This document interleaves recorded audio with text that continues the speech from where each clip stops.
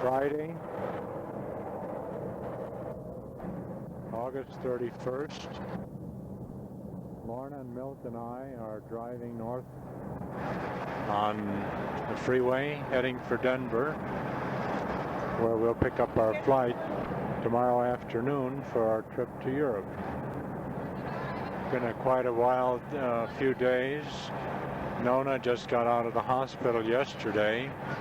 Is at our house, looking a little woozy, but seeming to make very good progress.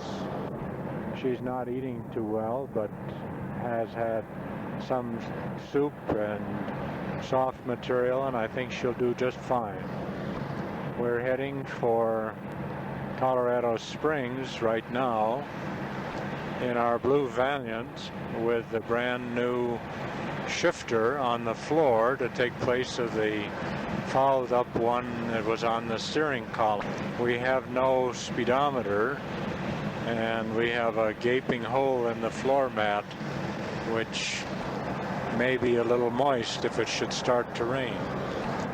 There are some thunder clouds on the horizon, so we might get wet before we get there. It's 2 o'clock in the afternoon as we finally are getting underway. Just finished eating a round of yellow delicious apples just picked off our tree. First time ever on that. Passed through Santa Fe a little after 3 o'clock, then on the freeway north toward Las Vegas, past the Amtrak Super Chief winding along the little river here just south of Glorieta. A quick rest stop at Las Vegas, New Mexico. Now we're passing through Wagon Mound on an absolutely beautiful afternoon. Blue sky, a few puffy clouds, cool weather, green pasture land left and right. Just above Springer, we passed a flock of antelope grazing in the field. Beautiful. Through Raton Pass at 6:30. We had dinner about 8:30 or 9 o'clock in Pueblo, Colorado. Then drove farther on to Peterson Field in Colorado Springs, where Jeff was. We got there about 10:30.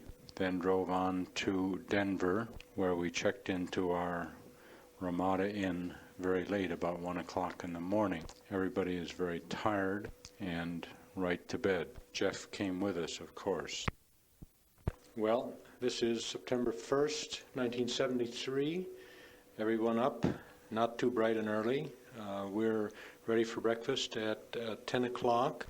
We have a Keene motel room overlooking the Denver Stapleton Airport with a balcony over Quebec Street, color TV, which is making Milt happy as he watches the Flintstones on Saturday morning.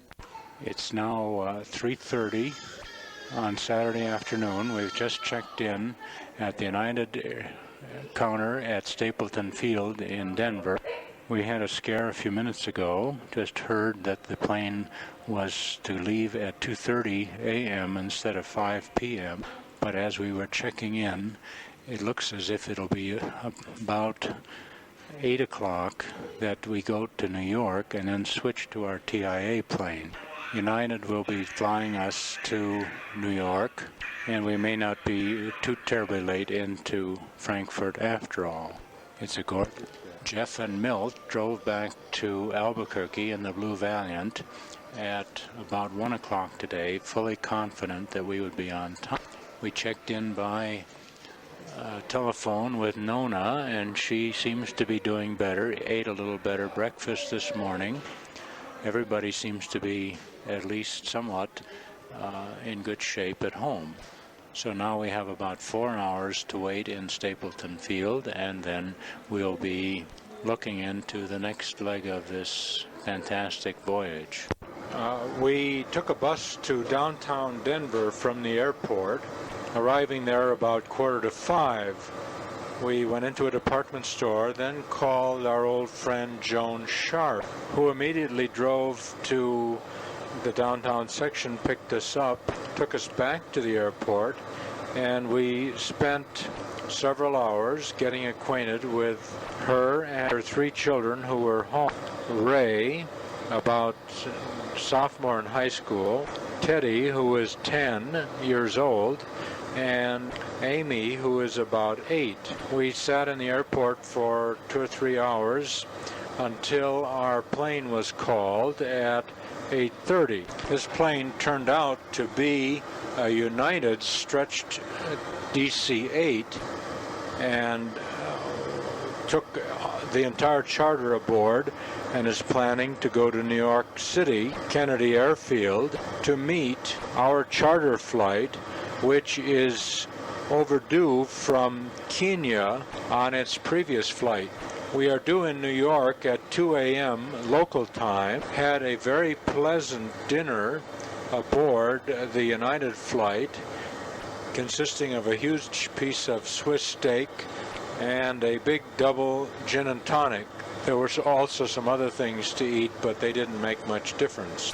We are now about 3 hours late.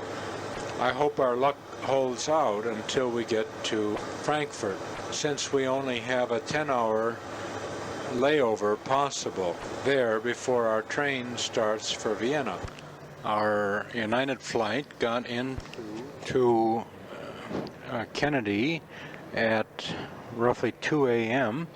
They put us onto buses quickly and whisked us to a thing called North Terminal, which is in the northern boondocks of the Kennedy Field. At 2:45 a.m., this is September 2nd, 1973, nobody seemed to know what was happening at all. This is a very utilitarian terminal, incidentally. Looks as if it has a great deal of use, too.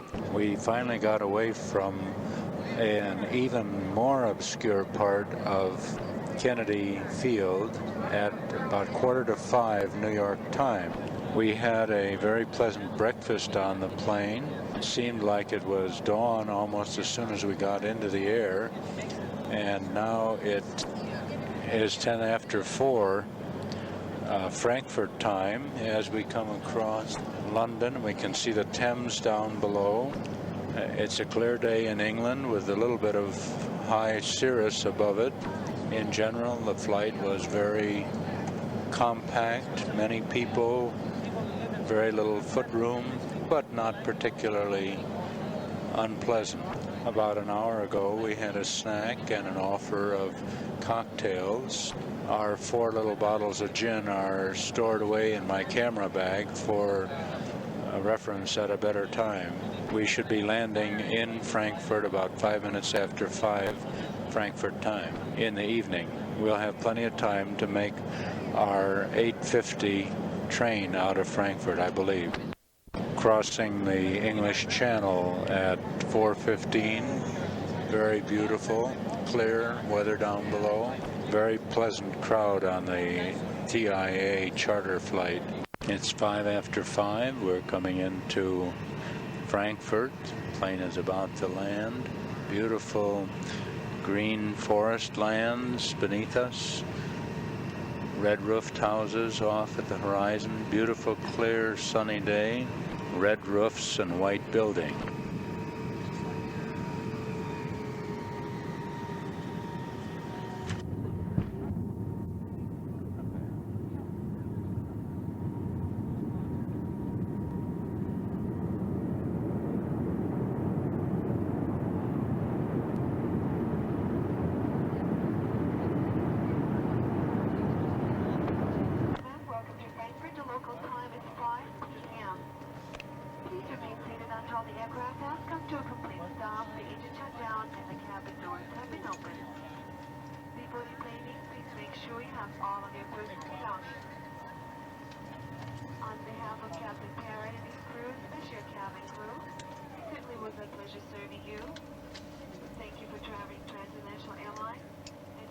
Wish every one of you a very very nice vacation here in Europe.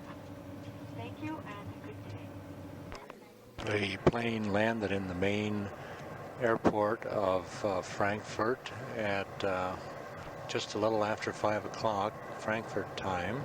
We spent a little time gathering our luggage, found a kooky cart that you move your luggage on, and without any great feeling of comfort, we took this cart up and down the escalators. It's quite a thing, sort of like going off a ski jump. We then took the railroad train into the main head Bahnhof of the city of Frankfurt.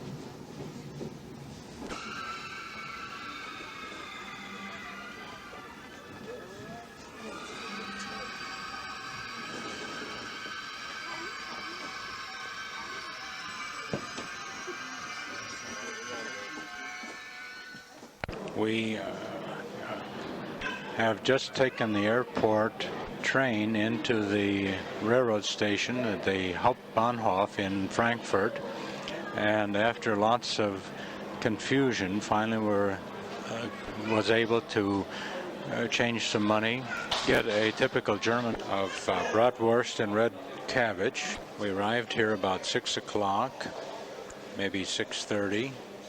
And spent an hour and a half getting a little meal in a cafeteria, very warm and humid in Frankfurt. I just delivered Lorna to the WC, and as I was waiting for her, watched an American girl come to the pair of Johns, look at both, apparently not knowing how to read it, charged into the men's. She never did come back from what I could see.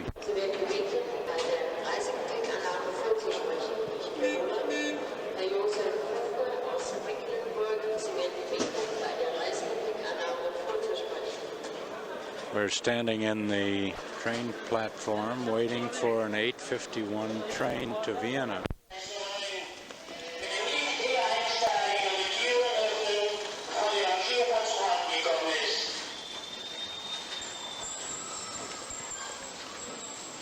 We're going across the Mains River in the dark in our couchette, heading for Vienna. Time is 4 minutes to 9. We spent a pretty hectic time in the Frankfurt station trying to get from one John to the other in time before closing. A couchette is an interesting thing. It's a box with 6 beds in it. So far we're alone, but who knows what will happen before morning. The bed has an interesting makeup. It's about 24 inches wide. It has a sheet and a blanket and a pillow. There's a ladder to get to the second level and the third level. The attendant looks like a high school to young college boy who speaks some English. The John facilities are interesting. There's a tiny bisexual potty type of thing with a little foot pump, a water washer. Then there are 2 hand washing places, and that's it. No place where you could change or do anything any more complicated than that. The night is warm, but not oppressive. We're sleeping with the car window open and a nice breeze is coming in. I think it'll probably be pretty chilly, though, as we go through the Alps. It's a pretty built-up area all around Frankfurt anyway. Somehow it has become 6:30 in the morning. We got through the night in our couchette, quite humorously, of course. During the night, 2 pairs of old ladies came in, crawled up, one pair to the ceiling and the other pair halfway up. Lots of talking and a halfway raucous discussion with the conductor about fares as we were going. However, in the morning, everyone was up bright and early. The train was right on time. We got a luggage cart as we got off the train, went out, got a taxi, took it to the Hotel Dobling House on Gymnasiumstrasse. This is an interesting place that has 2 very narrow cots, a small shower, and a hard-backed chair. All very modern, of course, and pretty, but the cost is 330 shillings. We went into the room, showered a bit, cleaned up and shaved, and then headed out for Baden. By this time it was about 9 o'clock. We changed a little money at a bank across from the hotel, then set out for a streetcar bus combination to take us to Baden. We went to Resselgasse near Karlsplatz to catch a 10:30 bus. While we were there, we ate some Wurst and lemonade outside a little stand. Now we're riding the bus to Baden, first out through the outlying districts of Vienna, then along some beautiful hilly areas, many of which have grapevine. I'm trying to make my talk at noon, if nothing else. Right now it's 11 o'clock and we're 6 kilometers from Baden, but moving fast.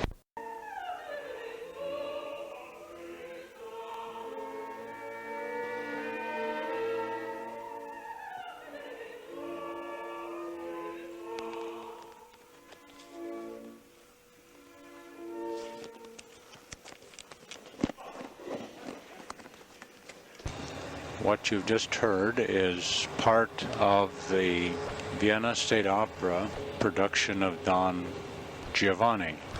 It was a very hectic situation to try to get from Baden to the opera, first to purchase the tickets and secondly to make the travel across the town in the middle of the rush hour.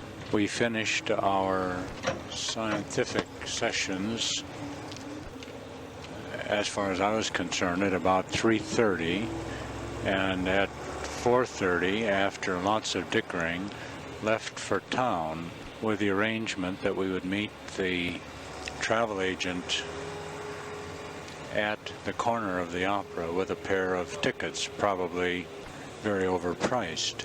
Lorna and I started in on the city bus to the center of town with the hope of going back to our hotel at Dobling House to change to be in proper dress. Unfortunately, the bus got into a terrible traffic jam caused by an automobile accident with a tram up ahead, and we could see we wouldn't have time to make it out to Haus Dobling, so we just stayed downtown in our costumes that we had spent during the day. Fortunately, Lorna had a long dress on. We arrived in the downtown section near the State Opera at about 5:30 in the evening, walked leisurely across town, ate a couple of omelets in a place called Smutsky's, which is 1 block from the opera. Prices in this town are out of this world, with every meal so far about $3 a piece. or 50 shillings at the going rate. We had some nice beer in this upstairs restaurant, then went across to the opera corner where we met the travel agent right at the appointed time, 6:45, then on into the opera at 6:50 with a starting time of 7. Our seats were good on the main floor, in the back row, just ahead of the standing room only section, which seemed to be mostly consisting of the claques for the various singers.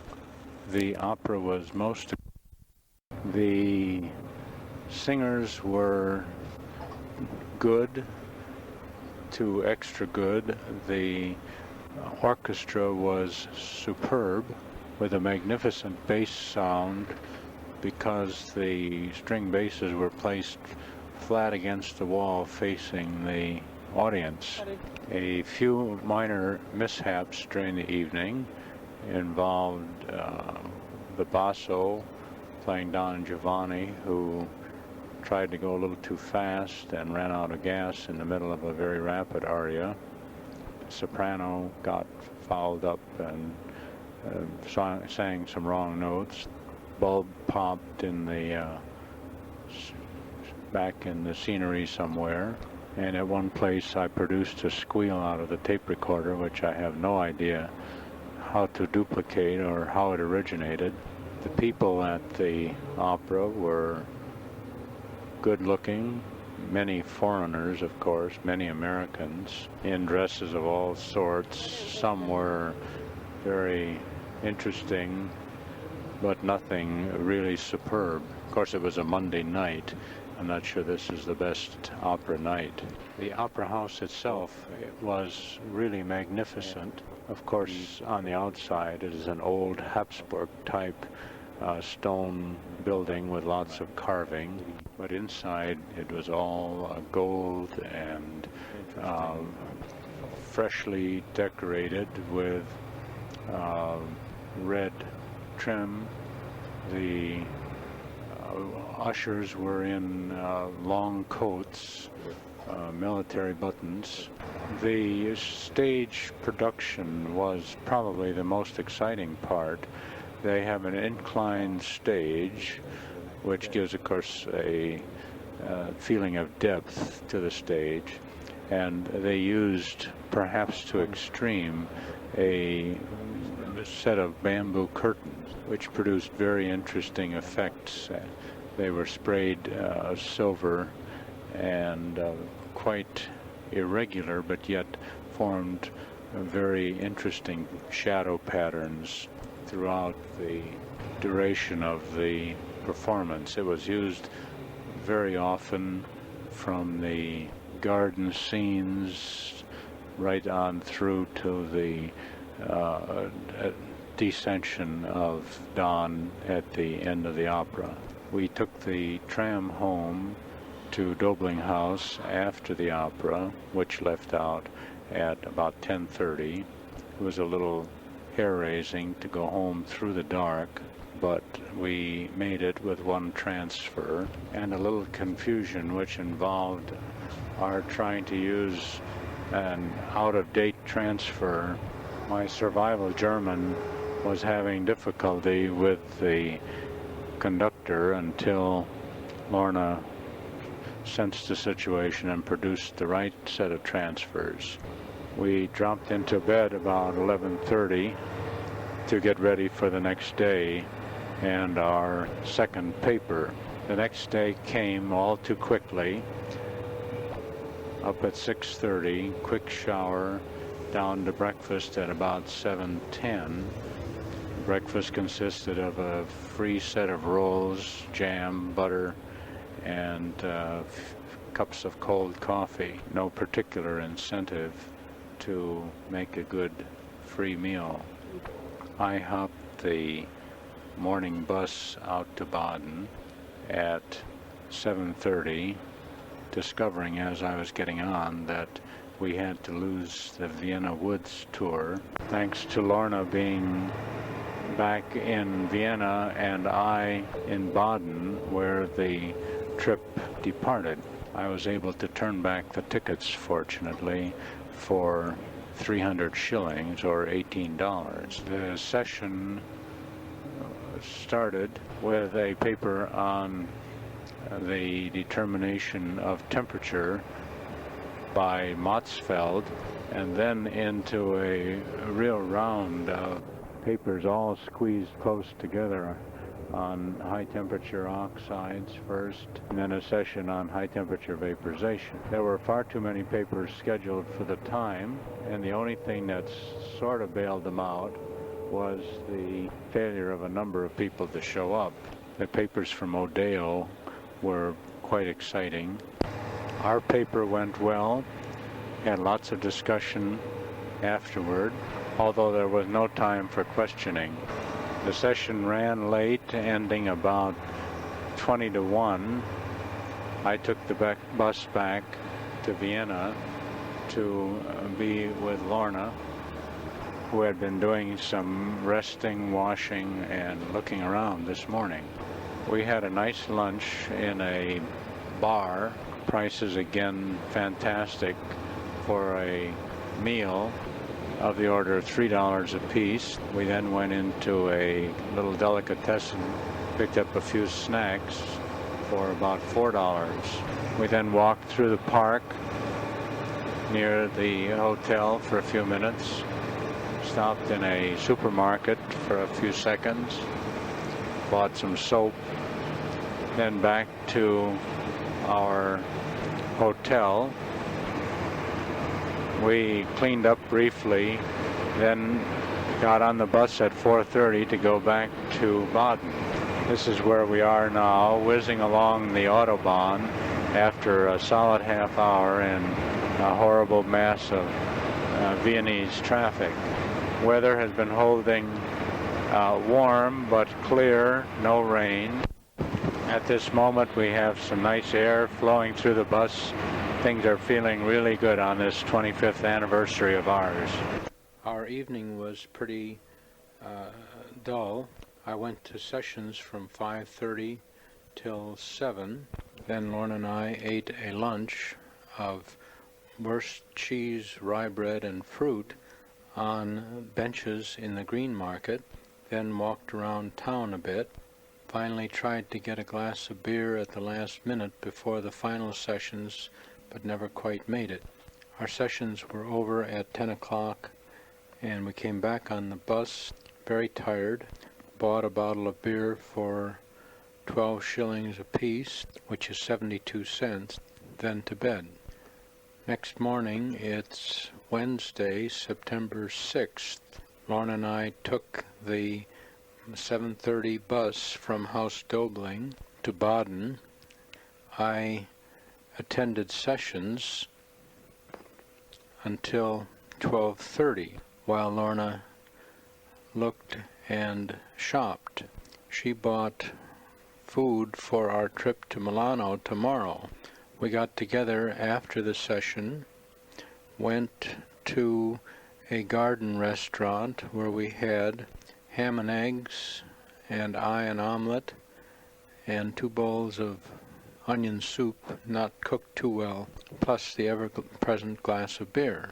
At 2:30, we took a tour to the nearby castle of Laxenburg, which was interesting, but not as exciting, for example, as Marienbad in Munich. This was an old summer place of Francis II, an old Habsburg king. He built this place with, quote, donations, end quote, from all surrounding territories who apparently were interested in what he could do for them. Lots of interesting inlays of wood and agate and wood. An interesting room called the prison, in which there was a figure in chains, a dummy, who suddenly came to life when everyone was seated around in this dungeon-like place. Perhaps the best part of the trip was a piece of Viennese cake and a bottle of Zitrone.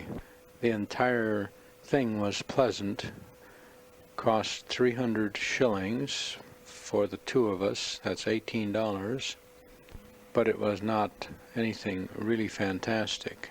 Lorna then, at the end of the trip, hopped the Volkswagen bus heading back for Haus Dobling, while I started out for sessions. I went to the last official session, then found out that the final session at night wasn't very exciting from my standpoint, so I came back on the blue streetcar from Baden. I caught it by the skin of my teeth in Baden, rode in for 18 shillings, a little over $1, then hopped the G2 tram near the opera, going on to the 38 tram, which took us out to Haus Dobling. I beat the normal bus in by about 2 hours, and this enabled Lorna and me to have a great dinner in one of the bars nearby. Lorna had bratwurst and sauerkraut, and I had something called Leberkäse, which seems identical to the Fleischkäse that we had in Munich. This Leberkäse came on a bed of peas and spinach mixed in a cream sauce. Really good. Again, a glass of beer for both of us. We went back to Haus Dobling and turned in a 5:30 call for our journey in the morning. Ugh. It's Thursday morning, September 6th. We were up at 5:15, left our hotel in Vienna by taxi at 6:30, went to the South Bahnhof in Vienna, caught a 7:55 train to Milan with a change at Venice. Within a few minutes, the train had started up through some fairly heavy mountains.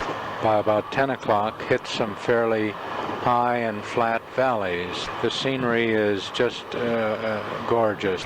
One little village after another with magnificent blooms in every yard, many conifers on the hillsides, high hills with cattle eating at a weird angle. We're riding in a second-class car with 3 Germans and a dog. Very pleasant people with the perennial lunch, which was broken out at 10:30. Of course, we started the same, but certainly not as well prepared as they. The train has gone through such interesting places as Wiener Neustadt, Neunkirchen, Mürzzuschlag, Kindberg, Kopfenberg, Brück an der Mur, Leoben, and even Leoben-Hinterberg. The day is beautiful, clear blue skies, a few puffy clouds, the first clouds we've seen since we've been in Europe. Very charming alpine type construction all around us. Trees bending low with fruit, beautiful little churches stuck away in the mountainsides. At noon we hit Klagenfurt, Austria, then a short hop through some beautiful scenery to Villach. We are very close to the Austrian border with Italy. It's 1 o'clock in the afternoon and we're approaching Italy because we've seen the Italian border man already. He asked to see our passport, then just as we were producing them, quickly disappeared. The little village we are going through now has an interesting habit of hanging its hay on vertical sticks. It looks almost like a big tall popsicle stick or a dead tree. These are lined up in rows Beautiful mountains to either side of the track. We've had our lunch twice already. It's very pleasant to eat on the train out of the little bag that we brought from Vienna. It's quite a warm afternoon considering the elevation. Lots of evergreens to either side of the track, however, so this can't be the normal temperature. Some particularly beautiful mountains to the right of the train. Very bald stone faces. This mountain is just above the town of Arnoldstein, which seems to have a lot of industry. We hit Tarvisio at about 1:15. The scenery in the northern border of Italy, Tarvisio, Pontebba, Tolmezzo, is truly breathtaking. Bald stone faces with a river at the bottom that has a bluish cast as it races downward in the same way our train is going. The stream bed is strewn with white boulders, presumably chipped off the mountains above. Weather is clear and blue skied, only a trace of clouds here and there, quite warm. These are the Dolomite Alps. We set our clocks up an hour as we went into Italy. It's now 3:45 and we've come out of the Alps and streaking like mad on the flatlands southward toward Venice. The change at Venice was really a wild thing. We got off at about 5:25, just when the train to Milan was supposed to be leaving. Fortunately, that train was late, but we didn't know it right away. We took our 8 or 9 pieces of luggage off, transferred them hurriedly to another track via a downstairs underpass, and after a little confusion, found the track the train was to go on. Very warm, and the white powder that they sprinkle on the train station platforms didn't help our pleasure any at all. The train to Milano finally arrived about 50 minutes late, and we hurriedly jumped on the first second-class car we could find. This turned out to be a series of wooden boxes with hard wooden seats, overcrowded and very hot. We got a compartment with an Italian mother or grandmother. It was hard to tell the difference. 2 lively children. Things were pleasant as long as the train kept moving, although these little boxes are very uncomfortable and small. They must have been made about the turn of the century and have battery-operated lighting. We're whizzing eastward now at 8:15 across the top of Italy in the dark twilight. It's turned nice and cool now, and we notice a haze periodically in the vineyards as we go by. We're due in Milano at 9:05, but I'm sure we'll be at least an hour late. We had a nice dinner of sausage, cheese, and rye bread, and opened our bottle of wine from Vienna. It was very good, but the wine made us very drowsy. We've passed through the towns of Padua and Verona, and are just now coming into a very modern-looking town called Desenzano. The train finally arrived in Milano at about 10 minutes to 10, and I set off to change some money. I just sneaked in to the bank before they closed and changed all my Austrian money into lira. Very warm, no luggage carts, but a whole bunch of hungry-looking porters. Lorna and I resisted the temptation to have them hustle us, and we carried our luggage about a mile down the track and into this mammoth railroad station. I then hustled over to find the Hotel Aosta on the Piazza Duca del Aosta. They fitted us out with a nice room for 7,500 lira, or about $15. We were really tired, and the room, which was pleasant, clean, and comfortable, was a sight to behold for two weary travelers. We dropped into bed with the windows and shutter, a huge mechanical device, open, but quickly found that our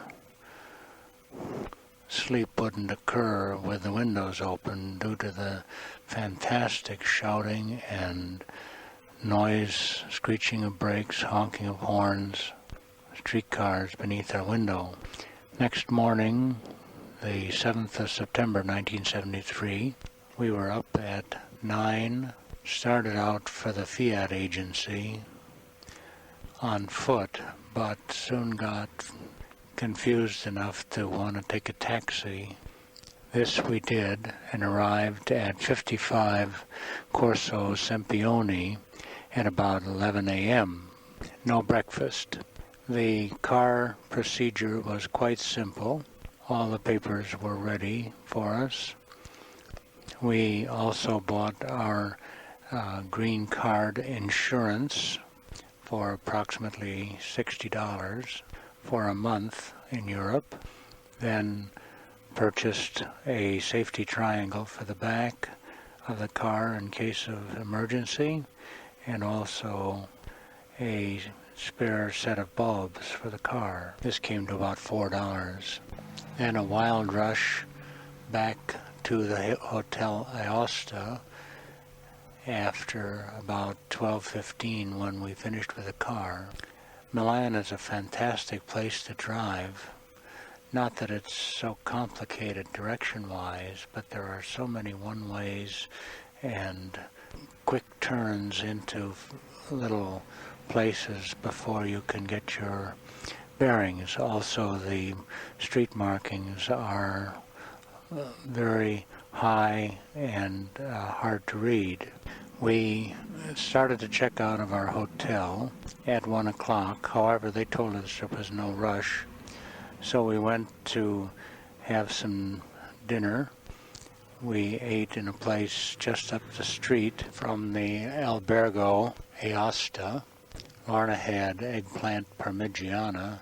I had something like a chicken or a turkey cutlet with ham and broiled cheese on top. It was called dindo. We also had a pot of tea and 2 delightful green salads. This entire combination came to almost $10. More money changing now at the railroad station, and then off to seek a tent. The address I had been given by the Italian tourist agency turned out to be a Via Volturno in the town of Rosanna. However, we found from a hardware